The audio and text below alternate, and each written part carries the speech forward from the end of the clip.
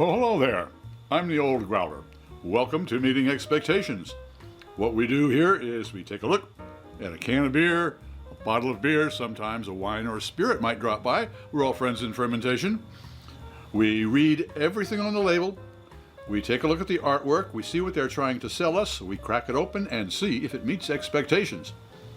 First of all beers should be served at the correct temperature.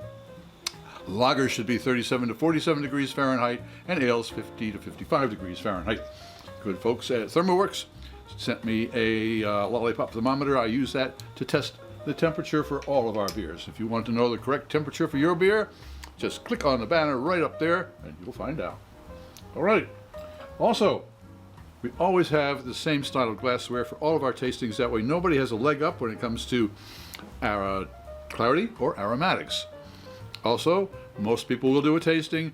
They'll take a look, they'll sniff, sip, and let you know what they think. Well, I sip first. Why? I'll let wine expert Fred Dax explain that to you. He can do it a lot better than I can. All right, what do we have today? From the folks at Shilling Beer Company in New Hampshire, in Littleton, New Hampshire, they bring us Landbier, Landbier, a rustic lager, 4.2% alcohol by volume.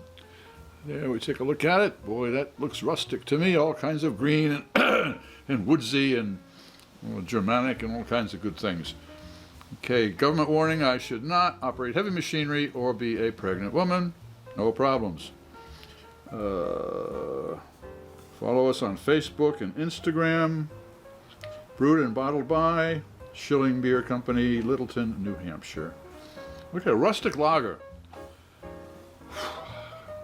Well, the tricky thing is lager. Now, that simply means that it is fermented at a low temperature, 35, maybe 45 degrees Fahrenheit, and for a long time, for a month or so. And most of the time it's a clear beer. It can be dark or it can be light colored. But rustic, I'm imagining, is going to be a fairly dark brown. Okay, so I'm imagining a brown beer, and it says a lager. It simply means that it's been aged. It's been fermented for a while.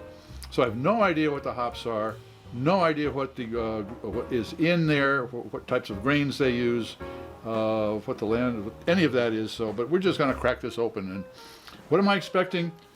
Well, I've had their beers before, so I'm expecting a tasty, well-balanced beer. I'll just leave it at that. If I get a tasty, well-balanced beer, then I'll be a happy man. All right, here we go. Wow, this has probably got to be one of the clearest beers I have seen in ages. I mean, look at that. That's straw colored. That's, wow. All right. Well, there's a surprise. The carbonation is great. I'm sure you can see that carbonation. It is just fantastic. There's a great head on it. Okay, it's a lager, so it should be 37 to 47 degrees Fahrenheit, and it is 42 degrees Fahrenheit. So it is right on target. So the appearance is right on target. The temperature is right on target. Let's see if the flavor is right on target. Cheers.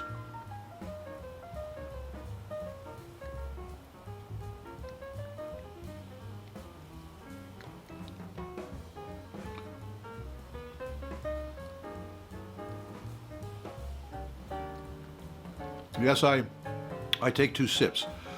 It's in the afternoon, early afternoon here in Brooklyn, and my taste buds, they like to take their afternoon nap, so they have to be woke. So, well, after that second sip, they're woke. Let's see what the olfactory friends have to say.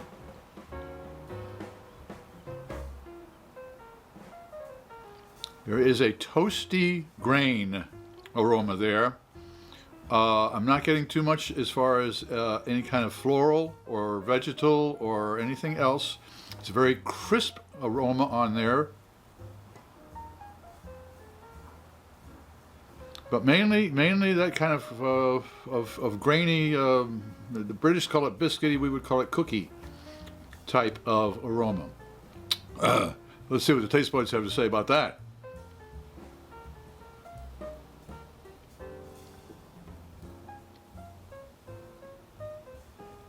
Wow. There is a slightly appley, a tart appley zing to this, which is very nice. Very nice. It's balanced. The body on this is just, it is a nice crisp beer. There's a slim body. Boy, this is just a, wow. This is a very well put together beer, that is for sure. So, what makes it a rustic lager, I have no idea. But it is certainly a lager. It's got that the characteristics of it, and it's just a well-balanced beer. So, what can we say? Did Landbier meet expectations? It certainly did. Did a little bit better, in fact. If you enjoyed this presentation, please click on the subscribe button and the bell. That way you won't miss any of our presentations. Share us with your beer friends, and a comment would be really appreciated. I'm Pete LaFrance, the Old Growler, hoping all of your beers meet expectations.